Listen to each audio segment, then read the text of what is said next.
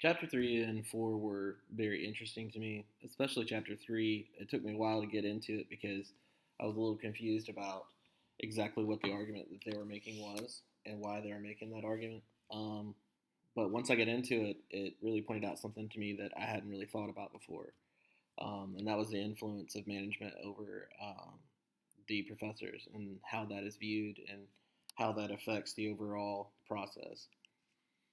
So the main question really was that are professors the only academia that matters on campus anymore? And really that has really evolved over time. Campuses have become differentiated by field, the institutional sector, and employment.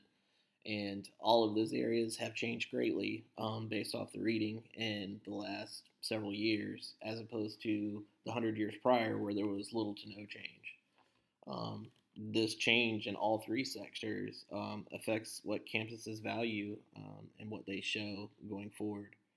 And looking at this further, the growth of the management professionals on campuses are pushing against the idea that professors are like the central piece. They make up half of the workforce on the campus, which is an important statistic because they too have to have representation by many of the groups that were listed in the book in terms of workforce support and also in looking at contractual things. Um, these are non professors, but yet they are responsible for modernizing and improving instruction.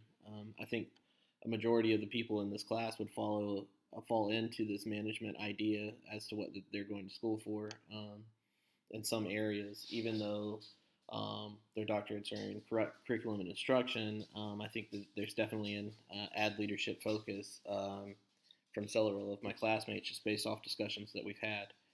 Um, all of this affects how decisions are made on campus when you have a management team that is somewhat separated from the professors themselves.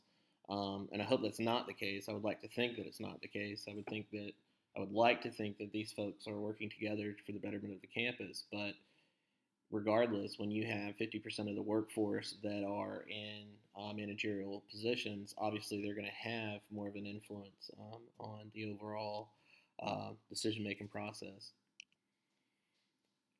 Um, the issue comes into focus more so even when looking at how and where content is delivered. There's a large focus on new instructional technology.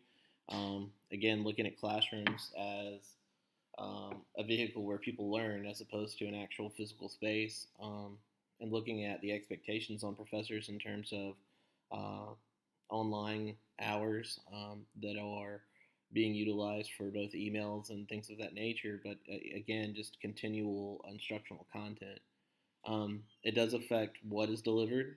And one of the surprises to me that I'd honestly never thought about was the tools that are used for the delivery. I know all of the professors use the same tool, but I never really thought about the fact that professors probably don't get a large input on that. And even if they do get a large input on that, I would go to suggest that the managerial people are the ones that get the final say so on that. This absolutely affects how campuses are structured. I spent some time after reading the chapter just kind of looking at some different universities, and literally every university I looked at was either going towards an instructional online course set in addition to their traditional sets, or they were already initializing that in some of their departments. And over a lunch I had with a professor that I used to have, we had some discussion about that as well, and she shared with me that it really is changing the structure and outlook of how she does what she does. She's an anthropologist, and she does a lot of field study, and now she's being asked in the field while she's in Mexico, digging around Mayan temples and whatnot, to teach a course twice a week.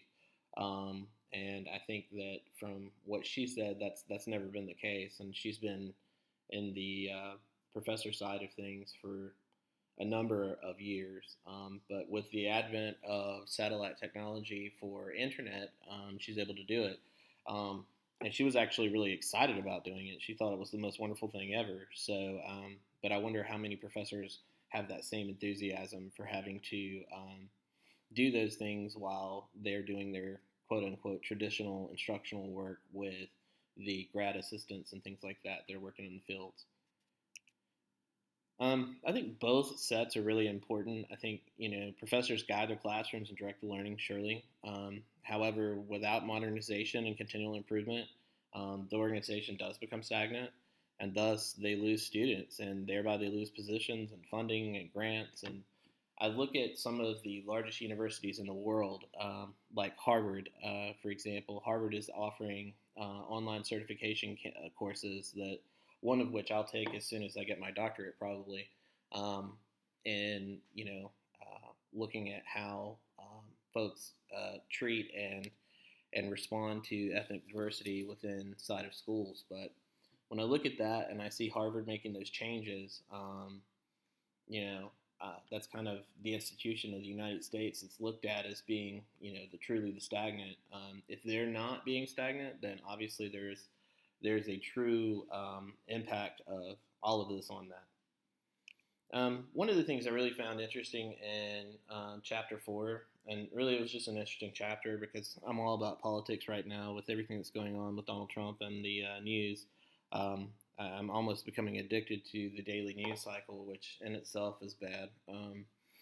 But in looking at that, should professors bring their own political ideas when teaching about controversial issues? That's a question I really never thought about. I mean, obviously everybody has their own views, but I can tell you that I've been in classes now since I was 18 and I'm 33, so I've been in school forever. And with every professor I've ever had, I don't know that I've ever had a professor that did not bring their own political ideas. I went to a liberal arts university intentionally because I did not want a conservative-based professorship. I did have one conservative professor in my undergrad, and that class was very challenging for me.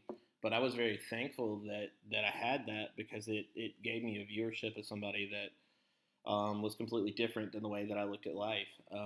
He was from Notre Dame University, Notre Dame in North Carolina, as we say, and had gone through that program. He was a Southern Irish gent and was very much against many of the things that I believe in. And through hearing his lens and seeing his lens, I think it really helped me to become a better principal because it gave me an insight into some of the things that I might not never think about. For me, people should just be able to live their lives.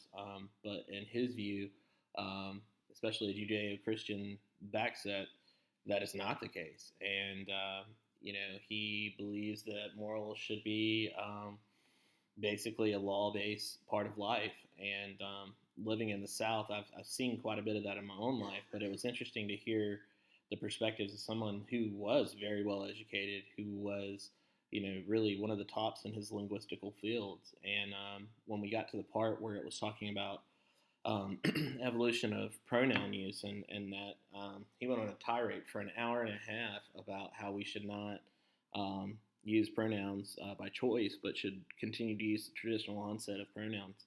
And me personally, I think that that's ridiculous. But it was interesting to hear his side on that and his thoughts on that from a linguistic use. And being someone that studies linguistics, one would think that an evolutionary change would just be part of his expectations, but they were not. Language has changed and continues to change daily, since it's been invented. But it ended up being a really fascinating class, and I was glad that he did. I will say that I've been in classes where some of the value systems that were there and utilized made other students very uncomfortable, and there's a downside to both, I believe.